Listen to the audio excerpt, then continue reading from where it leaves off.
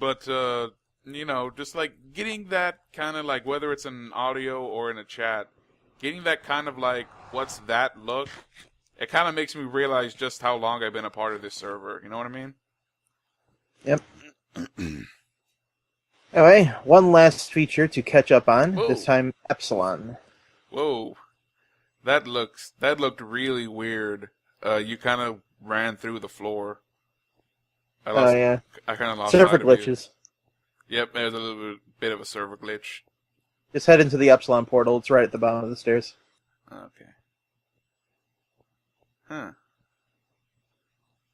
See? Epsilon. Let's see here. What do we got? It's literally right there. You walk forward and there's the sign. Oh, remember who you are talking to, my friend. Okay, the wall right in front of you, all the way on the left. Okay, Epsilon team. Okay. I am, alright. Yep. I'll get there eventually. I'm right here.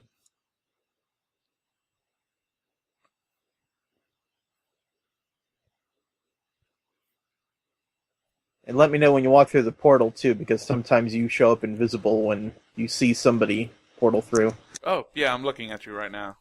Yeah, I thought so. Do you want me to punch you? Can I punch you? No. Let me punch you. Now that you say that I can't, now I want to do it. Come here, Link. I'm going to punch you right in your face. There you are. You just showed up. I'm going to punch you right in your gorgeous face. Bam. There we go.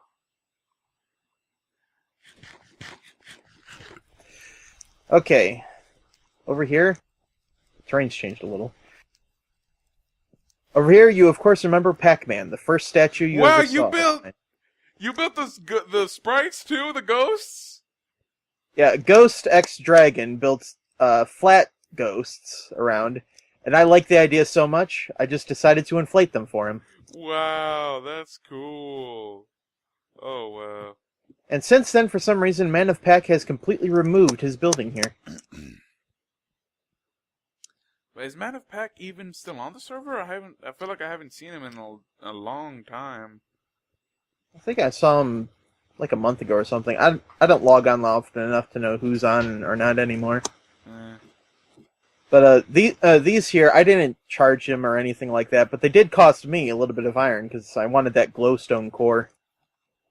I just didn't think it'd look good with pumpkins. Man, that is awesome. I really have very, very fond memories of not so much Pac-Man, but Mrs. Pac-Man. You know, Well, it's almost the same ghost. They just Yeah. made them all female. Yeah, pretty much. Almost the entirely same game too. But the thing I remember was Pinky, just Pinky, and Clyde. the thing I remember, and I guess I'll share a story, right? I've never been a rich guy. That's not who I am.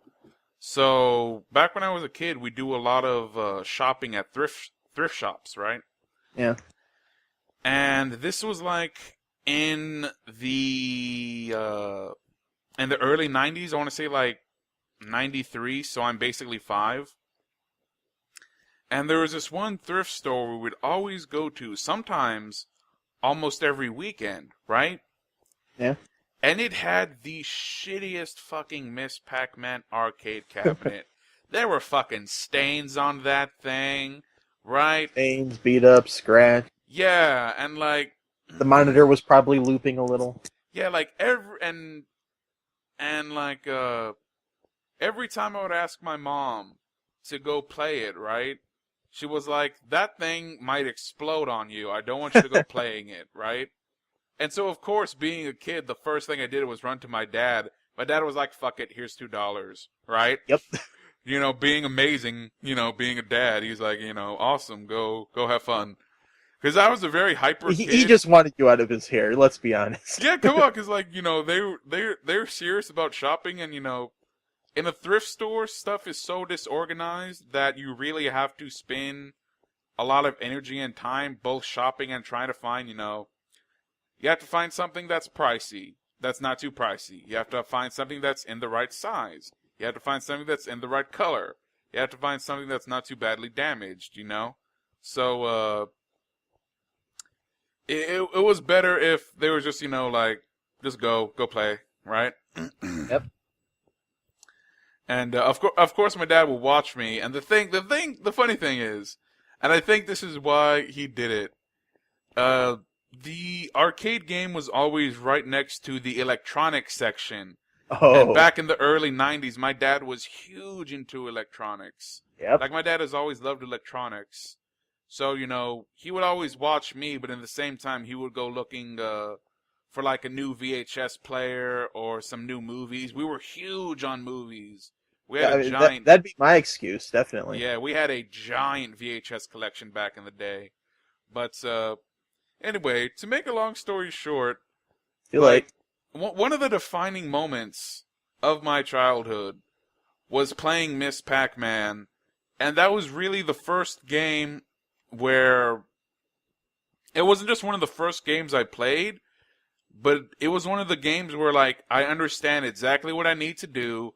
I understand that beating the level means I'm a skilled person, and I understand that it is in my best interest to get good at the game, because if I'm good at the game, I can save money and not die as often, right? Yeah, And a good way of looking at it. Yeah, right. Because like if I have $2 and I only spend like 50 cents, I have like $1.50, right? And when you're 5 years old, you're like, shit, I can buy a lot of shit with $1.50, right? So Very economically minded at 5. yeah, I loved vending machines as a child, by the way. So $1.50 back when it was only a quarter a pop. That's like 6 things, right? And I love vending machines, right? Yeah, it's a treat and a show. Exactly. You get to watch it vend, and then you get to eat it. Yep. And all the little toys too, like they're so plastic and they break with like you just blow on them and they'll break apart into 100 pieces. But still, I just love them. Except the capsules, they last forever. Yeah.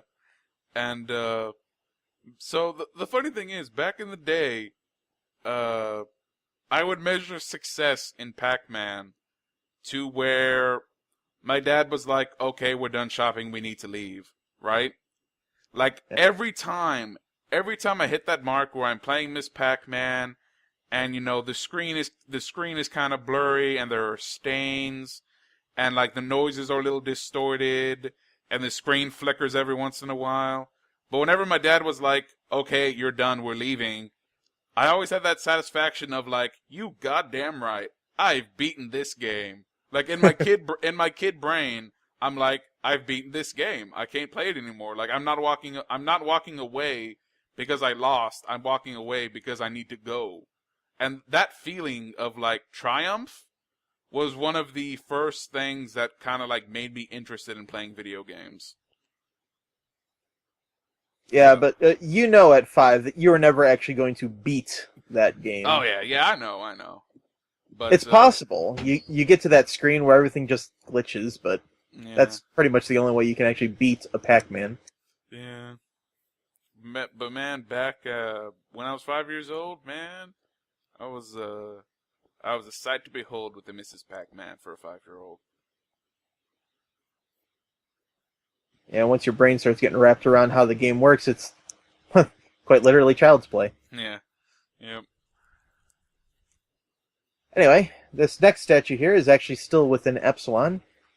Ooh. And going off of the theme of new statues now, thanks to those ghosts, I am introducing you to my current, still favorite statue, even though I've made others since then. Ooh. Look up.